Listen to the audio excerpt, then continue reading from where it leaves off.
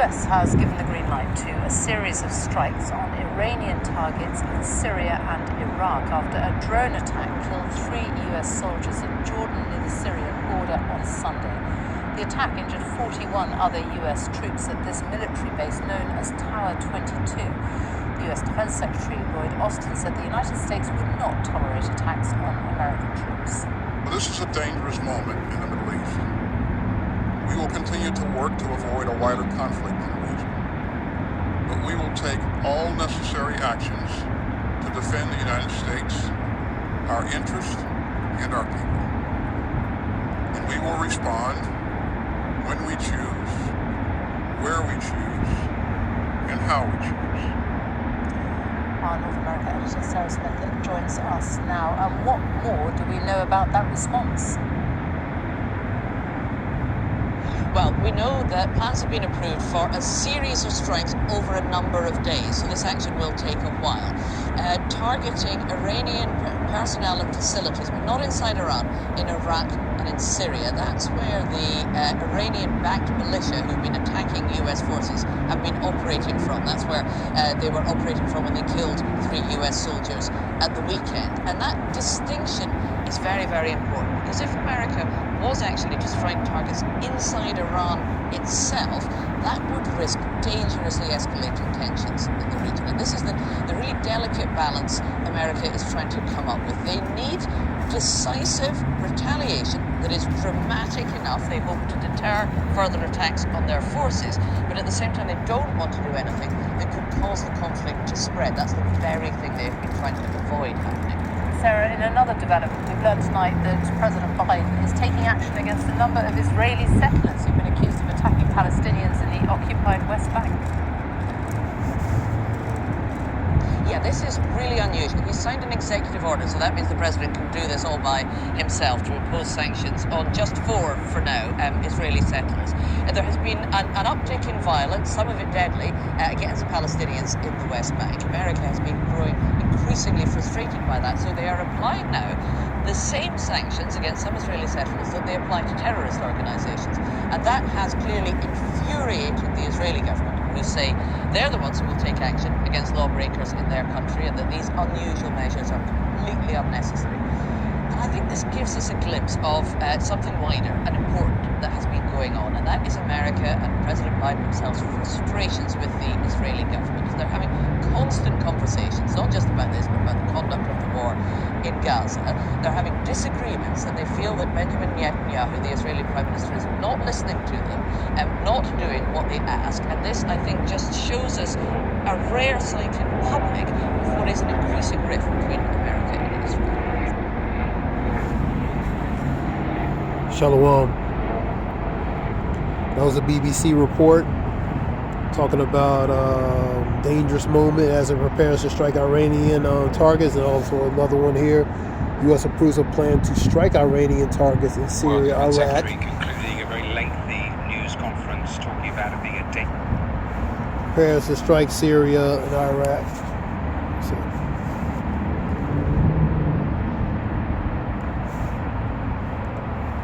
Never pay for Wi-Fi again. The other one I was showing, U.S. approves the plan to strike Iranian targets in Syria and Iraq. BBC, let's see what this says.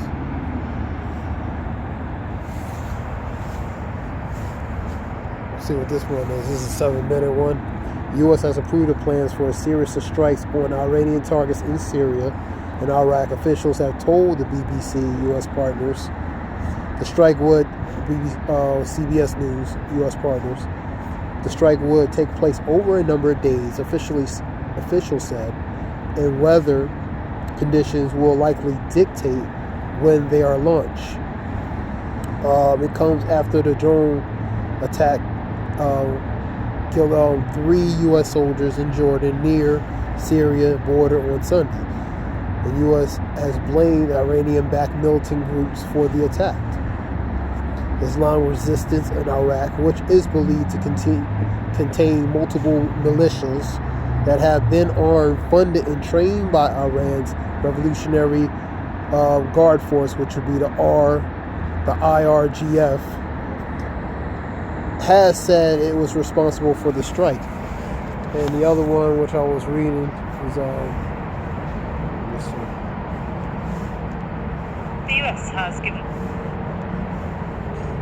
And the video we were looking at is U.S. has approved plans to seriously strike Iranian targets, Syria and Iraq, expected to target Iranian-backed militant groups in their facilities, and it said it must retaliate following a drone attack with which deleted 3 U.S. troops near Jordan, near the Syrian border, and wounded dozens, I believe, dozens, like over 40 or plus. And U.S. Secretary Lloyd Austin said it was a dangerous moment in the Middle East in the United States. Did not want to provoke a wider conflict.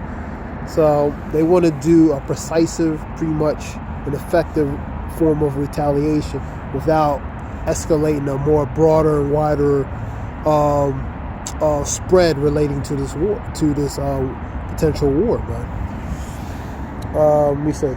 The U.S. Defense Secretary Lloyd said it was a dangerous moment in the Middle East and the United States. Did not want to provoke a wider conflict. However, he said that the U.S. must act and protect its forces in American interests, man. The U.S. has announced sanctions against some of the Israeli settlers in the West Bank accused of violence against the Palestinians. And Sophie Raworth, President BBC at 10, reporting by Sarah Smith in Washington. So the plan that's relating to the retaliations because of what happened in relating to those 3 U.S. soldiers that were deleted or killed, and dozens were wounded. So they pretend they're going to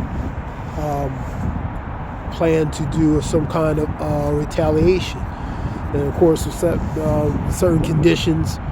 Under certain conditions, of course, that's to their favor to be able to fully implement what they're trying to do. Such as I said in that report, the weather and different elements, pretty much to their advantage, man. So, but the point is, they want, some form of payback on that,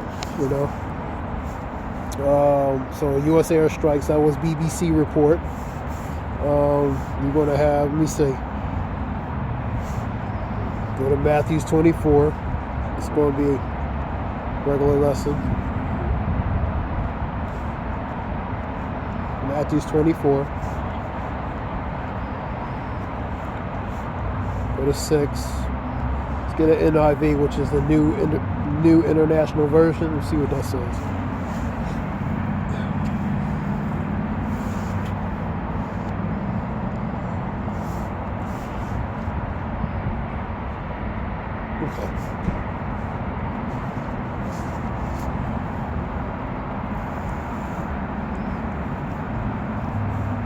Probably similar language.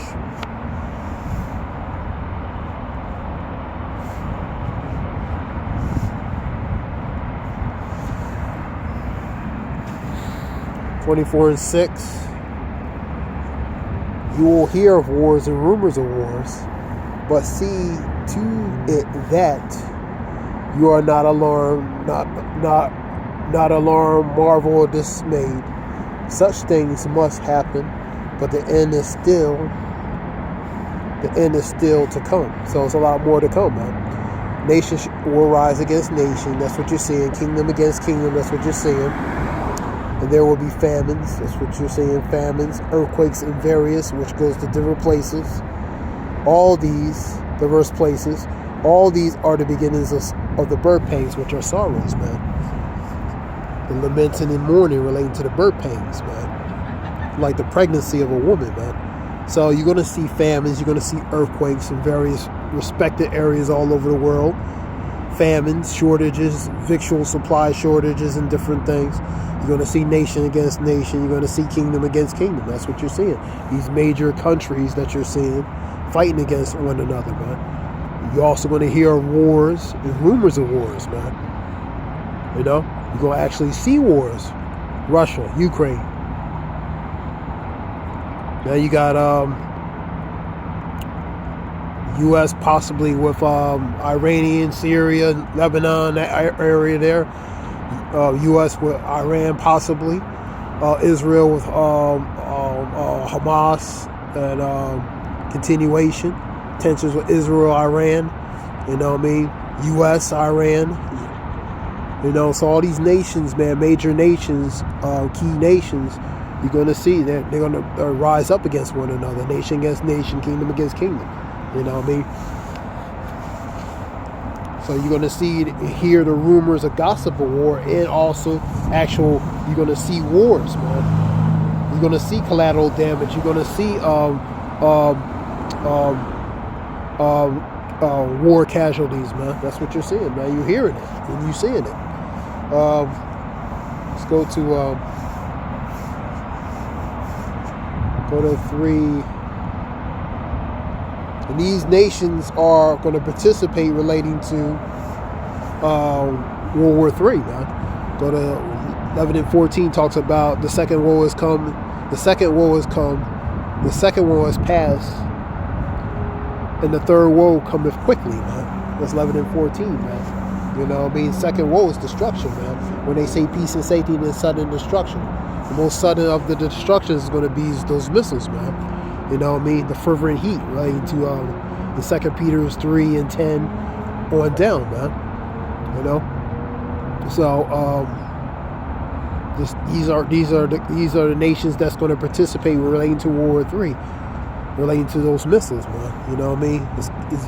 It's evil, it's ugly, but it's the reality, man. Let's go to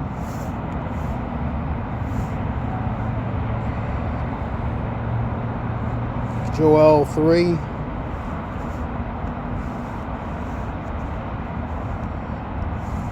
Let's get down to NIV, see what that says. It's a little quick lesson, you know. Because they were planning on how to precisely, with precision relating to retaliation, man. To do it without, you know, brought in more escalation relating to spreading like cancer relating to possible blown out war, man. But it's going to happen, man. 3 and 9. Proclaim, which goes in now, this among the nations, prepare war, rouse the warriors, which are the soldiers, man. Let all the fighting men draw near and attack. Beat your plowshares into swords and your pruning hooks into spears. Pretty much agricultural material, you know, paraphernalia, or, you know, paraphernalia or equipment going to be used as formidable weapons, man. Turn into formidable weapons, in a matter of speaking, man. Let the weakling say, I'm strong. So the weak, we no longer weak, we are strong. These nations, for example, nations that were as militarily powerful in the past, now are becoming. Now all nations, even the smaller nations, are becoming potentially, you know what I mean, armed and geared up, potentially for war, man. So let the weak say, I am strong. Come quickly, all the nations from every side, and assemble there in the land of Yahweh Shaphat, Amaganwan, army of troops, mountain of troops, man. Sometimes mountain represents governments as well. So these troops, man, and they all assembling themselves together for war, man.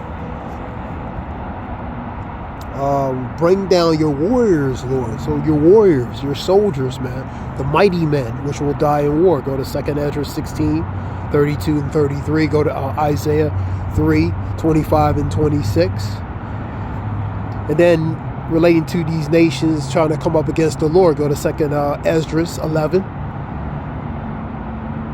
The man, the vision of the eagle man, the man from the sea, Yahweh Shai.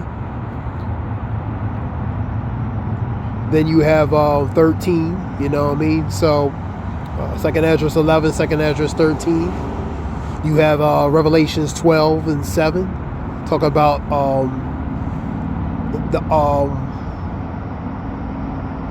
The beast is angels, which relates to the military. The angels represents the military of the red dragon. Red dragon will be Edom, one who take peace from the earth. Go to Revelation 6 and 4. So the red dragon and their angels, representation relating to their military jets and their military might, the hammer of the earth, man, that tool, instrument of cruelty. Through their what? The military, man. That's their might. That's the hammer. You know what I mean? That's the hammer of the earth, man. You know what I mean? So their military planes and different things will represent the angels versus the Lord and his angels, man, which will be the armada. Armada, which means pretty much a fleet of chariots. You know, chariots which they will call UFOs, man. You know what I mean? Or, you know, other names would be chariots, car, you know what I mean? Motorized spiritual vehicles, man. Motorized spiritual vehicle, MSV, because that's what they are, man. Armada, a fleet of those motorized spiritual vehicles, man. You know what I mean? AKA UAPs, AKA UFOs, AKA chariots or Mariaka, you know what I mean, for chariot or car, vehicle, man. Spiritual vehicles. So that's what that is. Go to Zechariah 5:1 through 4, talking about that. You know, that flying roll, which Zechariah was describing, he was calling it. That's how he looked at it. He called it as when he seen, he called it a flying roll. That's how, through the vision, he seen that. But that flying roll relates to the chariot, man, the chariots. So 5:1 through 4, the curse that's going to come over the face of the whole earth. That curse is going to be a curse here upon relating to the judgment. You know what I mean? Part of that judgment is through the chariots, man. That's what that goes to. So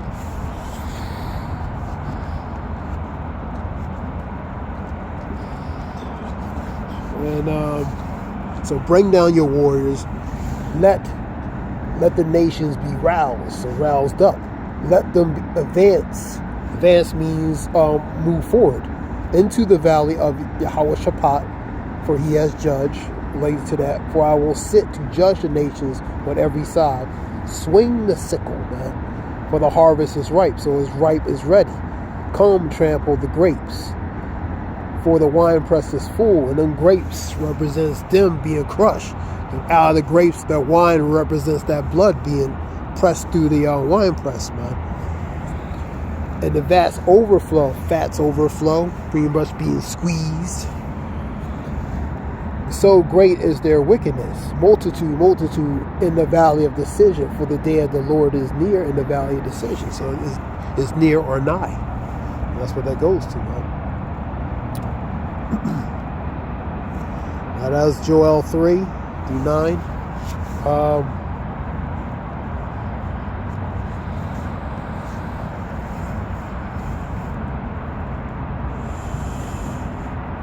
This is something short, you know, I won't make too long, relating to that report, BBC, and talking about,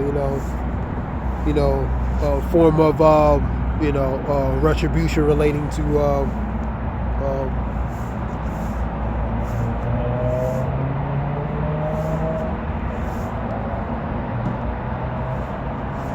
relating to, let me see something.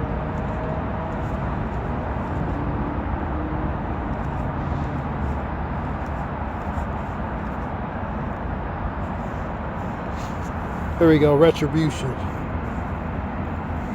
A punishment inflicted on someone as vengeance for a wrong or a criminal act. And that's what the American wants to do. They want retribution. They want payback, man, for what was wrongfully done. Punishment inflicted on someone as vengeance, man, for the wrong and criminal act. Yahweh Shemir Shah. He's going to form a retribution, man, for things that was wrongly done to certain people, man. You know what I mean? That's the reward of the wicked, you know, that payback, that punishment, man, for pretty much their penalty and punishment, man. Let me see. Punishment imposed for breaking a law, rule, or contract. And the wicked has broke many laws, you know what I mean? So they they've broken much laws and different things, man. what's the difference between revenge and retribution? Let's look that up. The goal of retribution is to ensure that the punishment is commensurate to the offense, man.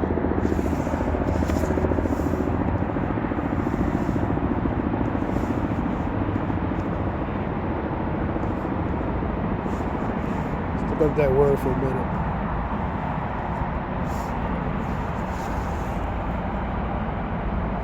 Commensurate. Now, commensurate means correspondent in size, degree, and proportion. Let's go back to that.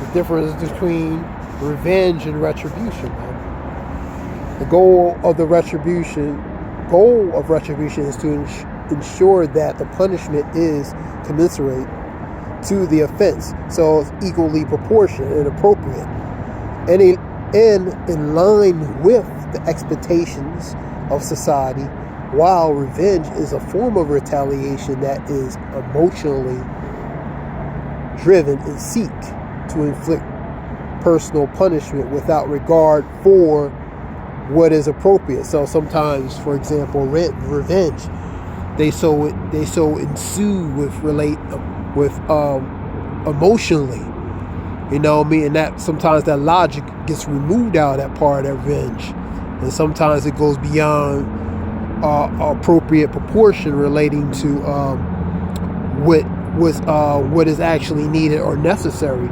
for necessary and appropriate, you know what I mean, and basically, you know, within certain boundaries and degrees and limitations, man. You know what I mean? Where it doesn't supersede beyond a certain point, man. So it's a difference relating to that. You know what I mean? And sometimes, like I said, where revenge, as that says, is emotionally driven. You know what I mean? So they're going by their emotions, man. You know what I mean? And sometimes their emotions can take them to beyond a certain place they might not want to go. All right, so that's the difference. One is really emotionally driven and seeks to inflict personal punishment. So it's a personal thing, man. That revenge, man, is more personalized, sometimes more personalized. But the retribution, and really, on some levels, that retribution can be personalized, you know, relating to the retribution and the revenge, you know what I mean? But one's a little bit more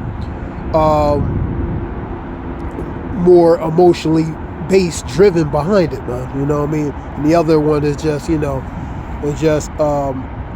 relating to the boundaries and what's set and relating to the boundaries, you know what I mean? Pretty much, in a matter of speaking, one is a little bit more controlled than the other, man. And sometimes with emotions, you know, that self-control gets removed out of the equation. That's what that goes to. Shalak for, you know, going off, not going off, but you know, going into detail and just separating the two. So in this case, relating to this specific situation, they want it to be where it's proportionate but appropriate, you know what I mean, as far as justice, as far as payback, you know what I mean, regarding retribution, you know what I mean, was appropriate and within boundaries and within the means. All right, let's go to what else. This is just a few scriptures relating to that, and I hope this helps. So that was a report on that, relating to that. I hope it helps in some way. We give all praise, Yahweh Shem Yahshua B'Shem Makakadash. Honors, elders, apostles, men, and truth on down, relating to, and like mind is relating to this truth and knowledge. So we know this truth and knowledge, and Tawadi Yahweh Shem Yahshua for putting the spirit, elders, apostles, men, and truth on down, relating to this truth and knowledge, so we can know this truth and knowledge and call Yahweh Shem Yahshua B'Shem Makakadash. All praise, Yahweh Shem Yahshua B'Shem Makakadash. Hope it helps in some way. Shalom.